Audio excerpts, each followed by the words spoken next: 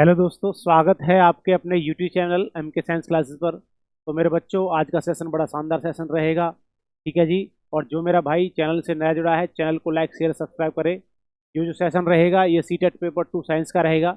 चलिए, आज जो हम करेंगे बच्चों, वो सीधे सीधा आंसर बता के चलेंगे, क्योंकि कम समय है और आपका 21 का पेपर भी है। चलिए स्टार्ट करते हैं। फर्स्ट क्वेश्चन देखिए। फर्स्ट क्वेश्चन आपके सामने, निम्न में कौन ऑक्सीकरण नहीं है? इनमें से कौन सा ऑक्सीकरण नहीं है? अवक्षेपण है, भोजन का पचना, श्वसन या दहन? जल्दी से कमेंट करके बताते रहिए मेरे दोस्तों। देखिए क्या आंसर होगा, जल्दी से बताइए इसका आंसर क्या होगा। तो बच्चों ध्यान रखना, इसका आंसर होगा अवक्षेपण। ये क्या होता है? इसका आंसर होगा अवक्षेपण। जो होता है ये क्या है? ऑक्सीकरण नहीं होता है दोस्तों। अगला क्वेश्चन देखिए, सेकंड क्वेश्चन है, किसी अभिक्रिया में भाग लेने वाले पदार्थ क्या कहलाते हैं? किसी अभिक्रिया में, किसी भी रिएक्शन के अंदर जो भाग लेने वाले पदार्थ होते हैं क्या कहलाएंगे? प्रतिफल कहलाएंगे, अवकारक कहलाएंगे, या फिर अभिकारक कहलाते हैं, या फिर ऑक्सीकारक कहलाते हैं? जल्दी से कमेंट करके आंसर बताते रहिए। फटाफट से जल्दी से देखिए। तो ध्यान रखना, किसी अभिक्रिया में भाग लेने वाले पदार्थ क्या कहलाते हैं? उनको बोलते हैं दोस्तों अभिकारक। क्या कहा जाता है? अभिकारक कहा जाता है। चलिए अगला क्वेश्चन देखिए। क्वेश्चन नंबर थर्ड है, श्वसन किस प्रकार की अभिक्रिया है? जो हम श्वसन करते हैं ये कैसी अभिक्रिया है? ऊष्मा छेपी है, ऊष्मा निकलती है, ऊष्मा अवशोषित होती है, संयोजन अभिक्रिया है, उपचयन अपचयन अभिक्रिया है, या द्विअपघटन प्रक्रिया है? जल्दी से कमेंट करके बताइए मेरे दोस्तों, आंसर क्या होगा। ऊष्मा छेपी है, अवशोषी है, संयोजन है, उपचयन अपचयन है, क्या होगा? तो ध्यान रखने, श्वसन जो अभिक्रिया होती है ये कैसी होती है? ऊष्मा छेपी अभिक्रिया है मेरे दोस्तों। कैसी है? ऊष्मा छेपी अभिक्रिया होती है दोस्तों। चलिए अगला क्वेश्चन देखिए। क्षारक जो होते हैं, इसका मतलब जो बेस होते हैं, बेस को जल में घोलने पर क्या मुक्त होता है? जब बेस को, इसका मतलब जो आपके क्षार होते हैं उनको जल में घोला जाएगा तो क्या होगा दोस्तों? आपको पता है सर जी, वो क्या देते हैं? OH नेगेटिव आयंस देते हैं, अम्ल H पॉजिटिव आयंस देते हैं। ध्यान रखें भाई। ठीक है जी, इसका आंसर क्या होगा? इसका आंसर फर्स्ट होगा। अगला क्वेश्चन देखिए, क्वेश्चन नंबर 5, दही में किस प्रकार का अम्ल पाया जाता है? जो आपका दही होता है उसमें कौन सा एसिड होता है? लैक्टिक एसिड होगा, साइट्रिक अम्ल होगा, ऑक्जेलिक अम्ल होगा, या अन्य? जल्दी से बताइए। वेरी गुड, बहुत अच्छे शानदार आपके जवाब आ रहे हैं। तो ध्यान रखना मेरे दोस्तों, जो आपका दही में जो एसिड होता है वो कौन सा होता है? Lactic acid. तो ध्यान रखना, दूध दही छाछ सब में लैक्टिक एसिड होता है, ऑक्जेलिक एसिड टमाटर में होता है। ठीक है, साइट्रिक एसिड जल्दी से बताइए कौन सा होता है। अगला क्वेश्चन देखिए, क्वेश्चन नंबर 6 है, किसी अम्ल में मुख्यतः रूप से एक परमाणु अवश्य मौजूद रहता है जो धातु से अभिक्रिया कर एक गैस उत्पन्न करता है। कौन सी गैस उत्पन्न होती है भाई साहब? बताइए जल्दी से। हाइड्रोजन गैस उत्पन्न होगी, ऑक्सीजन गैस उत्पन्न होगी, नाइट्रोजन गैस उत्पन्न होगी, या अमोनिया गैस उत्पन्न होगी? जल्दी से बताइए मेरे दोस्तों। तो देखिए, अम्ल मुख्य रूप से एक परमाणु अवश्य मौजूद रहता है, और जो धातु से अभिक्रिया करके कौन सी गैस करेगा? तो हाइड्रोजन। पता है, सही सीधी सी बात है, H पॉजिटिव आयंस रिलीज करते हैं, आपको पता है, जो आपके एसिड होते हैं। तो हाइड्रोजन गैस होगा दोस्तों। चलिए अगला क्वेश्चन देखिए, क्वेश्चन नंबर 7, वे पदार्थ जिनके स्वाद खट्टे होते हैं और जो नीले लिटमस के घोल को लाल बना देते हैं क्या कहलाते हैं? तो जल्दी से बताइए वो क्या होते हैं? अम्ल होते हैं, एसिड होते हैं, लवण मतलब सॉल्ट होते हैं, भस्म मतलब क्षार होते हैं। ठीक है, और क्षारक होते हैं। जल्दी से बताइए क्या होता है। जल्दी से बताइए बेटा, जल्दी से आंसर बताइए इसका। तो ध्यान रखना, जो पदार्थ स्वाद जो खट्टे होते हैं, स्वाद में तो अम्लीय होते हैं खट्टे, और सीधी बात नीले को लाल जो कर देते हैं वो कौन से होते हैं दोस्तों? अम्ल होते हैं मेरे भाइयों। कौन से होते हैं? अम्ल कहा जाता है। लॉजिक होता है अबार, ए बार, कई बार मैंने आपको बताया है। अबार एसिड ब्लू रेड। ठीक है, नीले को लाल कर रहे हैं, एसिड ब्लू को रेड कर रहे हैं। चलिए अगला क्वेश्चन। अगला क्वेश्चन देखिए, क्वेश्चन नंबर 8 है, निम्न में कौन सा प्रबल अम्ल है? इसका मतलब स्ट्रॉन्ग। कौन सा है? स्ट्रॉन्ग एसिड है। स्ट्रॉन्ग एसिड बताइए। तो स्ट्रॉन्ग एसिड पीएच वैल्यू जिसकी 7 होगी, जिसकी पीएच वैल्यू 14 होगी, और जिसकी पीएच वैल्यू 0 होगी, जिसकी पीएच वैल्यू क्या होगी? 3। तो ध्यान रखना, जो स्ट्रॉन्ग एसिड होते हैं, स्ट्रॉन्ग एसिड जो होते हैं दोस्तों, वो होते हैं आपके 0 से लेकर 3.5 तक। तो ध्यान रखिए, इसमें आंसर आ रहा है कौन सा? PH value 0। तो ध्यान रखना, ये कैसा होता है? स्ट्रॉन्ग एसिड होता है। स्ट्रॉन्ग एसिड HCl होता है, H2SO4 होता है, HF होता है। ध्यान रखिए भाई दोस्तों। अगला क्वेश्चन देखिए, क्वेश्चन नंबर 9, फटाक से भाई साहब अपनी नॉलेज को चेक करते रहिए, आपको कितना आता है। देखिए, लिटमस रंजक, जो रंजक होता है बैंगनी रंग का होता है, जो निकाला जाता है। ध्यान रखना, लिटमस रंजक जो होता है बैंगनी रंग का होता है, और ये किससे निकाला जाता है? लाल से, लाइकेन से, पत्ता गोभी, हल्दी से, या पेटूनिया से, फूल से? जल्दी से बताइए दोस्तों किससे निकाला जाएगा। तो ध्यान रखना, लिटमस पेपर होता है, हम कह सकते हैं ये किसका होता है? वैसा लाइकेन का बना होता है, और लाइकेन जो होता है एल्गी और फंगाई का बना होता है दोस्तों। ध्यान रखें, तो इसका आंसर क्या होगा? लाइकेन। अगला क्वेश्चन देखिए, क्वेश्चन नंबर 10 है, शुष्क भुजा हुआ चूना पर क्लोरीन गैस की क्रिया से कौन सा पदार्थ बनता है? जब शुष्क बुझा हुआ चूना जो होता है उस पर आप क्लोरीन गैस डाली जाती है तो कौन सा पदार्थ बनेगा? कैल्शियम क्लोराइड बनेगा, व्यंजक चूर्ण बनेगा, हाइड्रोक्लोरिक अम्ल बनेगा या जल बनेगा? जल्दी से कमेंट करके आंसर बताइए दोस्तों, क्या होगा आंसर भाई? जल्दी से बताइए मेरे दोस्तों, क्या होगा? Very good. तो क्या होगा? व्यंजक चूर्ण बनता है। क्या बनता है? व्यंजक चूर्ण बनता है शुष्क। जब आप बुझा हुआ चूने पर क्लोरीन गैस गुजारते हैं तो आपका क्या होता है? व्यंजक चूर्ण बनेगा। अगला क्वेश्चन देखिए, क्वेश्चन नंबर 11 है, हल्दी लिटमस पत्र आदि किस प्रकार का सूचक है? जो हल्दी लिटमस पत्र होता है वो किस प्रकार का सूचक है? संश्लेषित है, प्राकृतिक है, प्राकृतिक व संश्लेषित है, अन्य? जल्दी से कमेंट करके बताइए answer, A B C D कौन सा होगा? जल्दी से बताइए मेरे दोस्तों। तो ध्यान रखिए, क्या होता है? प्राकृतिक कैसा होता है? नेचुरल होता है। कैसा होता है? नेचुरल होता है मेरे भाइयों। चलिए अगला क्वेश्चन देखिए, क्वेश्चन नंबर 12, एपच। एपच जो मतलब पछता नहीं है, एपच का उपचार करने के लिए निम्नलिखित में से कौन सी औषधि का प्रयोग किया जाता है? जिसको भाई अनडाइजेस्ट हो रहा है, अनडाइजेशन हो रहा है, तो उसके लिए कौन सी औषधि का प्रयोग किया जाता है? एंटासिड का यूज किया जाता है, एंटीबायोटिक का यूज किया जाएगा, एनाजेसिक का प्रयोग किया जाएगा, एंटीसेप्टिक का? ध्यान रखिए भाई, यदि आपको एपच हो रहा है तो आप क्या करेंगे? एंटासिड लेते हैं। क्या लेते हैं? एंटासिड मेरे दोस्तों। चलिए अगला क्वेश्चन देखिए, वेरी गुड, बहुत अच्छे, शानदार भाई। अगला क्वेश्चन देखिए, क्वेश्चन नंबर 13 भाई, सोडियम हाइड्रोक्साइड का पीएच मान लगभग कितना होता है? सोडियम हाइड्रोक्साइड जो होता है NaOH जो होता है उसका पीएच वैल्यू कितनी होती है? 11, 12, 13, 14? जल्दी से बताइए। ध्यान रखना भाई, जो सबसे ज्यादा दिख जाए सोडियम हाइड्रोक्साइड का जो सबसे ज्यादा पीएच वैल्यू होती है तो वो कितनी होती है? 14, क्योंकि पीएच वैल्यू कितने से होती है? 0 से 14 होती है। ध्यान रखें भाई, ठीक है मेरे दोस्तों। चलिए अगला क्वेश्चन देखिए, क्वेश्चन नंबर 14 है, दांत का मसूड़ा किस पदार्थ का बना होता है जो काफी कठोर होता है? कॉपर क्लोराइड होता है, कैल्शियम फॉस्फेट होता है, कैल्शियम कार्बाइड होता है, कैल्शियम कार्बोनेट होता है? जल्दी से बताइए भाई से मेरे दोस्तों, क्या होगा? तो ध्यान रखिए, जो दांत बने होते हैं वो किसके बने होते हैं? कैल्शियम फॉस्फेट के भाई। किसके? कैल्शियम फॉस्फेट सबसे कठोर भाग होता है। दांतों का सबसे कठोर भाग एनामल भी होता है, और शरीर का सबसे कठोर भाग जो होता है वो क्या होता है दोस्तों? जबड़ा होता है। चलिए अगला क्वेश्चन देखिए, क्वेश्चन नंबर 15, इमली में कौन सा अम्ल होता है? इमली में कौन सा एसिड है भाई? मेथेनोइक अम्ल होता है, टार्ट्रिक अम्ल होता है, लैक्टिक एसिड या ऑक्जेलिक एसिड? जल्दी से बताइए मेरे दोस्तों। वेरी गुड, बहुत शानदार। कौन सा अम्ल होगा भाई? Methanoic, tartaric, lactic, oxalic? तो इमली के अंदर जो होता है मेरे दोस्तों वो कौन सा होता है मेरे भाइयों? वो कौन सा होता है भाई? आपका टार्ट्रिक एसिड होता है इमली में और अंगूर में। कौन सा होता है? इमली अंगूर में टार्ट्रिक एसिड होता है, इमली अंगूर। चलिए अगला क्वेश्चन देखिए, अगला क्वेश्चन है 16, सूर्य प्रकाश की उपस्थिति में पौधे CO2 को जल से अपना भोजन, मतलब CO2 से जल से अपना भोजन ग्लूकोज तैयार करते हैं, तो यह कौन सी अभिक्रिया कहती है? विस्थापन अभिक्रिया, विघटन अभिक्रिया है, प्रकाश संश्लेषण अभिक्रिया है, अवक्षेपण है? तो सभी को पता है भाई साहब, क्या होगा? इस अभिक्रिया को कहते हैं प्रकाश संश्लेषण। क्या बोला जाता है? प्रकाश संश्लेषण अभिक्रिया फोटोसिंथेसिस प्रोसेस होती है जिसमें पेड़ पौधे अपना भोजन बनाते हैं। CO2 और किसकी उपस्थिति में? जल होता है, और क्या होता है भाई? सूर्य का प्रकाश, प्लस में क्या होता है? क्लोरोफिल। चलिए अगला क्वेश्चन 17 है भाई, मैग्नीशियम के रिबन के दहन होने पर किस प्रकृति का लौह उत्सर्जित होता है? जब आप क्या कर रहे हो? मैग्नीशियम का कोई रिबन जला रहे हो तो भाई साहब कौन सी लौ जलेगी? लाल और चमकदार होगी वो लौ, या फिर वो कैसी होगी भाई साहब? नीला और चमकदार होगी, श्वेत और चमकदार होगी, या फिर हरा चमकदार होगी? जल्दी से बताइए मेरे दोस्तों। वेरी गुड, बहुत शानदार। जल्दी से बताइए क्या आंसर होगा भाई? तो ध्यान रखिए, वो कैसी लो में जलेगी? वो श्वेत चमकदार। कैसी जलेगी? श्वेत, व्हाइट कलर की जलती है भाई साहब। जब आप क्या करते हो? मैग्नीशियम का रिबन जलाते हो तो श्वेत कलर का जलता है। अगला क्वेश्चन देखिए मेरे दोस्तों, क्वेश्चन नंबर 18 है, मधुमक्खी के डंक मारने पर किस पदार्थ से उपचार करना लाभकारी है? यदि मधुमक्खी काट लेती है तो आप क्या लगाओगे? बेकिंग सोडा लगाओगे, सोडियम कार्बोनेट लगाओगे, सोडियम क्लोराइड लगाओगे, या अन्य? जल्दी से बताइए मेरे दोस्तों। वेरी गुड, बहुत शानदार। आंसर क्या होगा बेटा? Baking soda. क्या होगा? बेकिंग सोडा लगाओगे आप। क्या लगाओगे? बेकिंग सोडा लगाते हैं भाई साहब मधुमक्खी काटने पर। अगला क्वेश्चन देखिए, क्वेश्चन नंबर 19, एक धातु के टुकड़े से पतले तार खींचे जा सकते हैं, यह धातु के किस गुणधर्म के लिए उत्तरदायी है? जल्दी से बताइए। तन्यता के लिए, कठोरता के लिए, आघातवर्धकता, चालकता? जल्दी से बताइए मेरे दोस्तों, जल्दी से। तो इसका आंसर क्या होगा भाई? तन्यता होती है। जब पतले तार खींचे जाते हैं, तन्यता। दोस्तों ये ना कहें गुरुजी बहुत फास्ट चल रहे हैं, आपको धीमी वीडियो देखनी है तो भाई साहब आप स्पीड को स्लो भी कर सकते हैं। और दूसरी बात, यदि आपको पिछली वीडियो में आप जाकर देख सकते हो, बड़े बड़े आसान से और पूरा एक्सप्लेनेशन करके आपको मैंने समझाया है। तो ध्यान रखें भाई साहब, अब कम समय है, जितना हो सके आप रिवीजन कर सकते हो भाई, फटाफट से आप सिग्नल शॉट ले सकते हो बच्चे भाई, ठीक है जी। तो तन्यता होती है तार खींचना, तन्यता। आघातवर्धकता, पतली पतली आपकी चादर बनाई जाती है। कठोरता तो सीधी सी बात है, मेटल के अंदर होती है ही। चलिए अगला क्वेश्चन देखिए, क्वेश्चन नंबर 20 है, इनमें से कौन सी अधातु चमकीला है? इनमें से कौन सा ऐसे अधातु एक नॉन मेटल है जो चमकीली होती है? कार्बन होता है, आयोडीन होता है, सल्फर है, ब्रोमीन? जल्दी से बताइए दोस्तों, जल्दी से बताइए। तो ध्यान रखना, जो एक अधातु होती है चमकीली वो होती है ब्रोमीन, ये लिक्विड फॉर्म में भी होती है, ठीक है जी। ब्रोमीन जो होती है एक अधातु ऐसी होती है जो लिक्विड फॉर्म में होती है।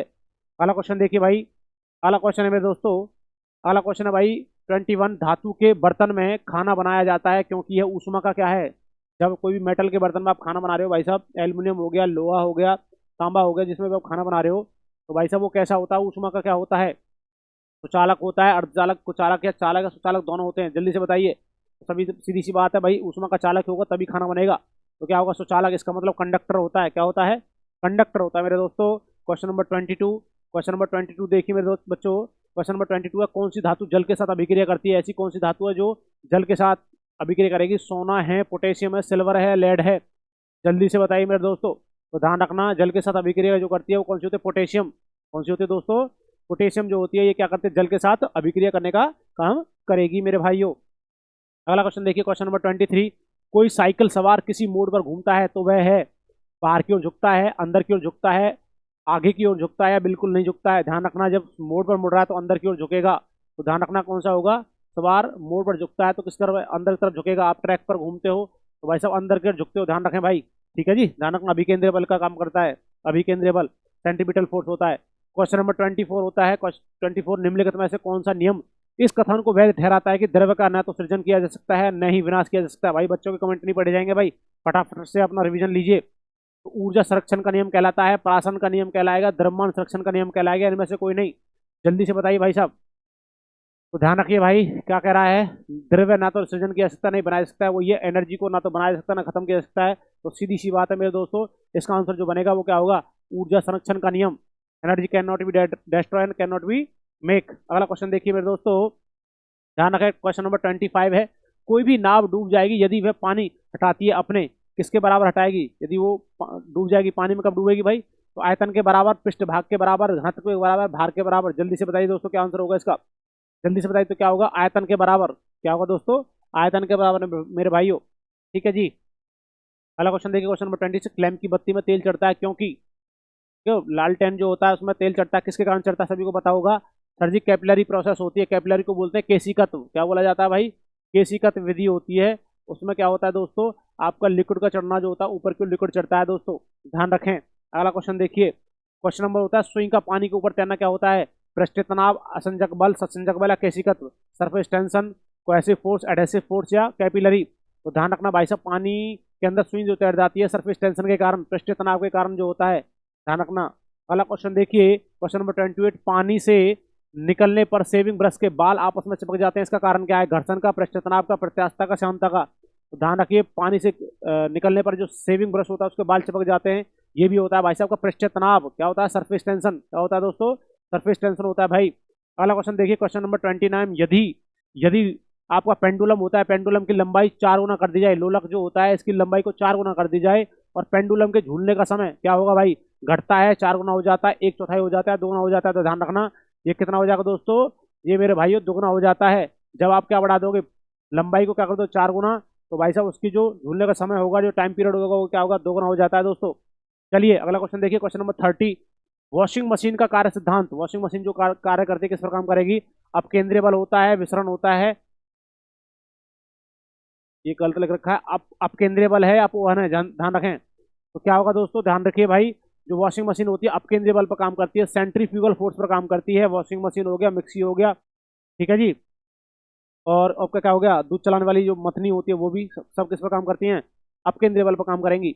उसके बाद देखिए 31 का, एक लिफ्ट में किसी व्यक्ति का प्रत्यक्ष भार वास्तविक भार से कम होता है, जबकि जब लिफ्ट जा रही है कहाँ, किस तरफ जाएगी भाई बताइए, जब व्यक्ति का भार प्रत्यक्ष भार से कम महसूस हो रहा है तो क्या होगा, जब लिफ्ट किस तरफ जा रही है, ऊपर या नीचे, क्या हो रहा है, तो त्वरण के साथ जा रही है, समान गति से नीचे जा रही है, समान गति से ऊपर जा रही है, तो त्वरण के साथ नीचे जा रही है। जल्दी से आंसर बताइए 31 का क्या आंसर होगा मेरे भाइयों। तो ध्यान रखिए भाई साहब, त्वरण के साथ जब एकदम से नीचे जाएगी तो व्यक्ति का भार घटा हुआ प्रतीत होता है, कभी आप लिफ्ट में बैठे होंगे तो ध्यान रखें भाई। चलिए अगला क्वेश्चन देखिए, क्वेश्चन शानदार है 32, पानी में लोहे की सुई डूब जाती है लेकिन जहाज तैरता है, यह किस सिद्धांत पर काम करेगा, पास्कल का सिद्धांत, आर्किमिडीज का सिद्धांत, गुरुत्वाकर्षण का नियम, इनमें से कोई नहीं, कई बार आपको बता रखे हैं दोस्तों। तो ध्यान रखिए, सिद्धांत काम करता है आर्किमिडीज का सिद्धांत, किस पर काम करेगा, आर्किमिडीज का सिद्धांत होता है भाई साहब, विशेष तौर पर ध्यान रखें। अगला क्वेश्चन देखिए, निम्नलिखित में से किसकी इकाई न्यूटन मीटर नहीं है, न्यूटन मीटर नहीं है भाई साहब, किसकी इकाई नहीं है, बल्कि ऊर्जा की, कार्य की या गतिज ऊर्जा की। जल्दी से आंसर बताइए मेरे दोस्तों क्या आंसर होगा, ये होता है भाई साहब न्यूटन मीटर, किसका है की नहीं होती, बल्कि, किसकी नहीं होती है दोस्तों, बल्कि नहीं होती है, ठीक है। क्योंकि बल्कि क्या होती है, न्यूटन पर मीटर स्क्वायर। आगे देखिए, मीटर पर सेकंड स्क्वायर होती है, आगे लिख दिया। चलिए अगला क्वेश्चन देखिए, क्वेश्चन नंबर 34, इनमें से कौन ऊष्मा का मात्रक नहीं है? भाई साहब इसमें से कौन सा हीट का मात्रक नहीं है? कैलोरी है, डिग्री सेल्सियस है, जूल है, किलो कैलोरी है। जल्दी से आंसर बताइए, क्या आंसर होगा मेरे दोस्तों, जल्दी से बताइए भाई। तो भाई इनमें से मात्रक नहीं ऊष्मा का, कैलोरी भी होती है, जूल भी होता है ऊष्मा, तो किसमें क्या है, डिग्री सेल्सियस नहीं होती है, ये टेम्परेचर का होता है, तापमान का। ध्यान रखें भाई, तापमान का होता है डिग्री सेल्सियस। 35 का देखिए, वह ताप जिस पर बर्फ, पानी और वाष्प संतुलन में रहता है क्या कहा जाता है? जल्दी से बताइए, वह जहां पर बर्फ भी, पानी भी और वाष्प सभी स्थिति में रहेगा तो वो कौन सा पॉइंट होता है? हिमांक कहलाएगा, त्रियक बिंदु कहलाएगा, क्रांतिक ताप कहलाएगा, क्वथनांक कहलाएगा। तो ध्यान रखनी है, वो कहलाता है ट्रिपल पॉइंट, जिसमें आपका एक पदार्थ होता है पानी, पानी तीनों अवस्था में पाया जाता है, इसी वजह से पानी को ट्रिपल पॉइंट कहा जाता है। ये सॉलिड में पाया जाएगा, लिक्विड में पाया जाता है और गैस में पाया जाता है भाई। चलिए अगला क्वेश्चन देखिए, अगला क्वेश्चन कमेंट करके बताइए भाई साहब, वायुमंडल में प्रकाश के विसरण का कारण है? जल्दी से बताइए, वायुमंडल में प्रकाश के विसरण का कारण क्या है? कार्बन डाइऑक्साइड है, जलवाष्प है, हीलियम या धूल है, धूलकण। जल्दी से बताइए, वायुमंडल में प्रकाश के विसरण का जो चलता है, तो जलवाष्प, जलवाष्प है, कार्बन डाइऑक्साइड है, हीलियम है, धूल के कण। जल्दी से बताइए मेरे दोस्तों, क्या आंसर होगा? तो ध्यान रखना, धूल के कण जो होते हैं इसकी वजह से क्या होता है, प्रकाश का फैलाव होता है, विसरण होता है। ठीक है जी दोस्तों, ध्यान रखें भाई। अगला क्वेश्चन देखिए, क्वेश्चन नंबर 37, आकाश का रंग नीला प्रतीत होता है किसके कारण? विवर्तन के कारण, प्रकीर्णन के कारण, परावर्तन के कारण, अपवर्तन के कारण। जल्दी से बताइए, प्रकाश, आकाश का रंग नीला दिखाई देता है किसके कारण भाई दोस्तों? तो ध्यान रखिए भाई दोस्तों, किसके कारण दिखाई देता है? ये दिखाई देता है प्रकीर्णन के कारण। किसके कारण आकाश का रंग नीला दिखाई देता है? प्रकाश का प्रकीर्णन, स्कैटरिंग ऑफ लाइट होता है। अगला क्वेश्चन देखिए, मृग तृष्णा, मिराज जो बनता है, मिराज, मिराज बनने का कारण क्या है? पूर्ण आंतरिक परावर्तन है, अपवर्तन है, परावर्तन है, विसरण है। जल्दी से भाई, वीडियो अच्छी लग रही है, चैनल को सब्सक्राइब, वीडियो को लाइक शेयर करते रहे मेरे दोस्तों। चलिए, तो मृग तृष्णा बनने का कारण जो होता है भाई, वो होता है पूर्ण आंतरिक परावर्तन, TIR, टोटल इंटरवल रिफ्लेक्शन होता है दोस्तों। ठीक है जी दोस्तों, ध्यान रखें। अगला क्वेश्चन देखिए, अगला क्वेश्चन है भाई साहब, अगला क्वेश्चन है भाई, पूर्ण आंतरिक परावर्तन होता है जब प्रकाश जाता है कांच, जल से कांच में, वायु से जल में, हीरे से कांच में, वायु से कांच में। जल्दी से बताइए, क्या आंसर होगा मेरे भाइयों, जल्दी से बताइए, पूर्ण आंतरिक परावर्तन कब होगा? तो ध्यान रखिए भाई, आंसर क्या होगा मेरे दोस्तों, इसका आंसर होगा हीरे से जब कांच में जाएगा तो क्या होगा भाई साहब, पूर्ण आंतरिक परावर्तन होता है। ठीक है जी, ध्यान रखें भाई। अगला क्वेश्चन देखिए, क्वेश्चन नंबर 40 है, किस गुणधर्म के कारण पानी से भरे बर्तन में डुबाई गई छड़ी मुड़ी प्रतीत होती है? प्रकीर्णन के कारण, उत्प्लावन बल के कारण, अपवर्तन कारण, परावर्तन कारण। जल्दी से बताइए भाई साहब, प्रकीर्णन होता है, फ्लोटिंग होती है, रिफ्रैक्शन होता है, रिफ्लेक्शन होता है। तो ध्यान रखिए, क्या होता है, अपवर्तन के कारण जो होता है भाई, क्योंकि rare to denser, denser to rare होता है, मीडियम चेंज होती है चीजें। क्वेश्चन नंबर 41 देखिए, सूर्य ग्रहण कब होता है? प्रतिपदा के दिन, चतुर्दश के चंद्रमा के दिन, पूर्णिमा के दिन या किसी भी दिन नहीं? जल्दी से बताइए भाई, आंसर क्या होगा इसका, क्या होगा भाई? प्रतिपदा के दिन क्या होता है आपका, सूर्य ग्रहण होता है। अगला क्वेश्चन देखिए, अगला क्वेश्चन है मेरे भाइयों, आप प्रकाश का वेग सर्वप्रथम किसने ज्ञात किया? प्रकाश का वेग के बारे में गैलीलियो ने बताया था, माइकल्स ने बताया था, रोमर ने या न्यूटन ने? जल्दी से बताइए। तो ध्यान रखना, प्रकाश के वेग के बारे में सबसे पहले किसने बताया था? रोमर ने। आपको पता है प्रकाश की वेग जो होता है निर्वात में सबसे ज्यादा होता है, 3 × 10⁸ मीटर पर सेकंड होता है दोस्तों। अगला क्वेश्चन देखिए, क्वेश्चन नंबर 43, प्रकाश का वेग अधिकतम होता है हीरे में, कांच में, पानी में, निर्वात में? जल्दी से बताइए, हीरे, कांच, पानी, निर्वात। वेरी गुड, बहुत अच्छा। तो ध्यान रखना भाई, किसमें होता है? निर्वात में, वैक्यूम में सबसे ज्यादा प्रकाश का वेग होता है दोस्तों। अगला क्वेश्चन देखिए मेरे दोस्तों, क्वेश्चन नंबर 44, डेसिबल होता है एक संगीत नोट है, एक ध्वनि स्तर का मापन है, एक संगीत यंत्र है, इनमें से कोई नहीं। डेसिबल जो होता है, तो ध्यान रखना है, ध्वनि को मापने का होता है, डेसिबल DB से डिनोट किया जाता है। ठीक है जी बच्चों, ध्यान रखिए, डेसिबल जो होता है किसका होता है? ध्वनि स्तर को मापने का काम होता है। चलिए, उसके बाद होता है 45 है, अशुद्धियों के कारण द्रव का क्वथनांक, जो आपकी इंप्योरिटीज मिलाई जाती है लिक्विड के अंदर, उसका क्वथनांक जो होगा, इसका मतलब बॉइलिंग पॉइंट जो होगा, क्या होगा, वही रहता है, बढ़ जाता है, घट जाता है, इनसे कोई संबंध नहीं है। जल्दी से बताइए दोस्तों कमेंट करके। तो ध्यान रखना भाई साहब, आप किसी पानी के अंदर, लिक्विड के अंदर आपने अशुद्धियां मिलाई तो उसका क्या होगा, क्वथनांक बढ़ जाएगा। क्या होगा, क्वथनांक बढ़ जाता है दोस्तों।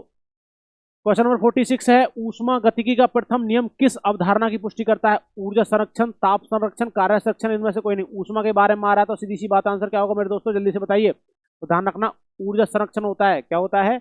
ऊर्जा संरक्षण। ऊष्मा गति का प्रथम नियम की अवधारणा की पुष्टि कौन करता है? ऊर्जा संरक्षण का नियम। अगला क्वेश्चन देखिए, चुंबकीय फ्लक्स का मात्रक क्या होता है? वेबर होता है, टेस्ला होता है, गॉस होता है, इनमें से कोई नहीं? जल्दी से बताइए मेरे दोस्तों, क्या आंसर होगा? तो दोस्तों, चुंबकीय फ्लक्स का मात्रक होता है वेबर। क्या होता है? वेबर होता है दोस्तों, क्या होता है? वेबर। अगला क्वेश्चन देखिए, क्वेश्चन नंबर 48 है, कृष्ण छिद्र सिद्धांत को प्रतिपादित किया था? एस चंद्रशेखर ने, गोविंद खुराना ने, एच जे भाभा ने, या इनमें से कोई नहीं? जल्दी से बताइए क्या आंसर होगा इसका 48 का, जल्दी से बताइए दोस्तों। तो कृष्ण छिद्र सिद्धांत के बारे में बताया था किसने? एस चंद्रशेखर ने। किसने बताया दोस्तों? एस चंद्रशेखर ने बताया मेरे भाइयों। अगला क्वेश्चन देखिए, क्वेश्चन नंबर है भाई आपका 49, जब नींबू के रस को खाने के सोडे पर डाला जाता है तब उसमें तेज उत्फुलन होता है, क्योंकि उससे गैस उत्पन्न होती है। कौन सी गैस उत्पन्न होती है? ऑक्सीजन, हाइड्रोजन, कार्बन डाइऑक्साइड, इनमें से कोई नहीं? तो ध्यान रखना भाई साहब, नींबू के रस पर जब आप क्या डालो, खाना सोडा डाल रहे हो, तो क्या होगा भाई साहब? वो गैस उत्पन्न होती है दोस्तों। कौन सी? वो होती है भाई साहब आपका कार्बन डाइऑक्साइड। कौन सी होती है? कार्बन डाइऑक्साइड गैस उत्पन्न होती है दोस्तों। ठीक है जी, ध्यान रखिए। अगला क्वेश्चन देखिए, अगला क्वेश्चन है क्वेश्चन नंबर 50, नाभिकीय रिएक्टर में इनमें से कौन सा ईंधन का काम करता है? यूरेनियम, कोयला, डीजल या रेडियम? नाभिकीय रिएक्टर में ईंधन का काम कौन करेगा? यूरेनियम, कोयला, डीजल या रेडियम? जल्दी से बताइए दोस्तों क्या है इसका आंसर। ध्यान रखना, नाभिकीय रिएक्टर में ईंधन का काम जो करता है यूरेनियम होता है। यूरेनियम 235 होता है। ठीक है जी, अगला क्वेश्चन देखिए, क्वेश्चन नंबर 51 है, निम्नलिखित में से किसका प्रयोग प्रशीतन में किया जाता है? क्लोरीन का, सल्फर डाइऑक्साइड का, फॉस्फीन का, या फ्रियोन का? जल्दी से बताइए मेरे भाइयों क्या आंसर होगा मेरे बच्चों। जल्दी से करिए इसका आंसर, बताइए फटाक से। तो दोस्तों इसका आंसर जो होगा मेरे भाई वो क्या होगा? Freon gas. ठंडी होती है भाई साहब। ठीक है जी, तो ये कहा है भाई प्रशीतन ठंडक के रूप में होता है, तो कौन सी गैस होती है? फ्रियोन। वाला क्वेश्चन देखिए 52, निम्नलिखित में से कौन सी ग्रीन हाउस गैस है? नाइट्रोजन है, ऑक्सीजन है, ओजोन है, कार्बन डाइऑक्साइड?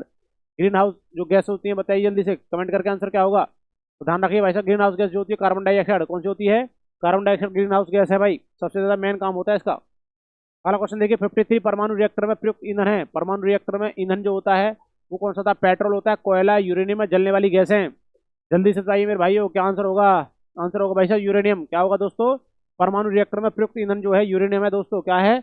यूरेनियम है भाई। कम समय में ज्यादा क्वेश्चन भाई साहब, फटाक से रिवीजन चल रहा है, खींच के करिए भाई दोस्तों। ठीक है जी, चैनल को लाइक शेयर सब्सक्राइब करते रहिए भाई दोस्तों। फाइनल टाइम चल रहा है आपका। देखिए क्वेश्चन नंबर 54, नाभिकीय रिएक्टर में ग्रेफाइट का प्रयोग किया जाता है? विमंदक के रूप में, ईंधन के रूप में, स्नेहक के रूप में, या फिर विद्युत रोत्री के रूप में? जल्दी से बताइए ABCD क्या आंसर होगा इसका। ठीक है जी, तो ध्यान रखना, नाभिकीय रिएक्टर में ग्रेफाइट जो होता है विमंदक के रूप में कार्य करता है। किसके रूप में काम करता है? विमंदक के रूप में कार्य करता है मेरे दोस्तों। अगला क्वेश्चन 55, पत्तियों की हरिहीनता किसकी कमी से होती है? ठीक है जी, तो पत्तियों में हरिहीनता किसकी कमी से होती है? मैग्नीशियम, ठीक है जी, एमओ तो कुछ है ही नहीं, या कैल्शियम, या ये सभी? तो ध्यान रखना ये किसका आंसर होगा। इसका आंसर इसका होगा भाई साहब मैग्नीशियम, क्योंकि पत्तों में क्या होता है भाई साहब? क्लोरोफिल। क्लोरोफिल क्या होता है? मैग्नीशियम तत्व होता है, ध्यान रखें भाई। अगला क्वेश्चन देखिए, क्वेश्चन नंबर 56, वाष्पोत्सर्जनी नापी यंत्र कौन सा होता है? ठीक है जी, वाष्पोत्सर्जन जो इवेपोरेशन होता है उसको मापने का यंत्र कौन सा है? क्लाइनोमीटर है, फोटोमीटर है, हाइग्रोमीटर है? जल्दी से बताइए 56 का आंसर क्या होगा दोस्तों। ध्यान रखना, फोटोमीटर जो होता है ये वाष्पोत्सर्जन को मापने का काम करता है। ठीक है जी, अगला क्वेश्चन देखिए, क्वेश्चन नंबर 57 है, प्रकाश संश्लेषण की क्रिया में निम्नलिखित में से कौन आवश्यक है? प्रकाश संश्लेषण सूर्य का प्रकाश है, क्लोरोफिल है, कार्बन डाइऑक्साइड, ये सभी? जल्दी से बताइए क्या होगा आंसर। सभी को बता सर जी, सभी आवश्यक होती हैं किसमें? आपका प्रकाश संश्लेषण करवाने में सारी अभिक्रियाएं होती हैं। ये क्या होती हैं? हेल्पफुल होती है दोस्तों। बड़ा आसान क्वेश्चन है भाई। अब क्वेश्चन नंबर 58, प्रकाश संश्लेषण क्रिया कब होती है? केवल रात के टाइम में, दिन के समय में, दिन रात दोनों समय में, दिन में अथवा रात में? तो बच्चों कब होती है प्रकाश संश्लेषण? दिन में होता है, सूर्य का प्रकाश होगा तो फोटोसिंथेसिस प्रोसेस होती है भाई। ठीक है जी, प्रकाश संश्लेषण अभिक्रिया होती है। अगला क्वेश्चन देखिए, आपका क्या होता है 59, फल पकाने वाले हार्मोन्स कौन से होते हैं? फल को पकाने वाला हार्मोन्स कौन सा होता है? एथिलीन होता है, ऑक्सीन होता है, जिब्रेलिन, या ये सभी? तो ध्यान रखना, फल को पकाने वाला जो हार्मोन्स होता है वो कौन सा होता है? एथिलीन होता है। ठीक है जी, एथिलीन हो सकता है, एथिलीन कह सकते हैं, या एसिटिलीन गैस भी कह देते हैं दोस्तों। ध्यान रखना, आपने देखा होगा केला का गोदाम जो होता है उसमें गैस छोड़ी जाती है। अगला क्वेश्चन देखिए 60, पौधे की लंबाई में वृद्धि के लिए आवश्यक नहीं है? नाइट्रोजन है, सोडियम है, कैल्शियम, फॉस्फोरस? नाइट्रोजन होता है दोस्तों, कैल्शियम होता है, फॉस्फोरस होता है, सोडियम नहीं होता। सोडियम होगा तो बंजर भूमि हो जाती है, ध्यान रखें। तो इसका आंसर क्या हो गया? सोडियम होगा दोस्तों। ठीक है जी, तो मेरे दोस्तों लगभग हमने 60 क्वेश्चंस किए हैं भाई से। इस तरह से आप क्वेश्चन आपके लिए डेली हम प्रतिदिन ला रहे हैं दोस्तों। और यदि वीडियो अच्छी लग रही है चैनल को सब्सक्राइब करें, वीडियो को लाइक शेयर करते रहें। जय हिंद, जय भारत, धन्यवाद।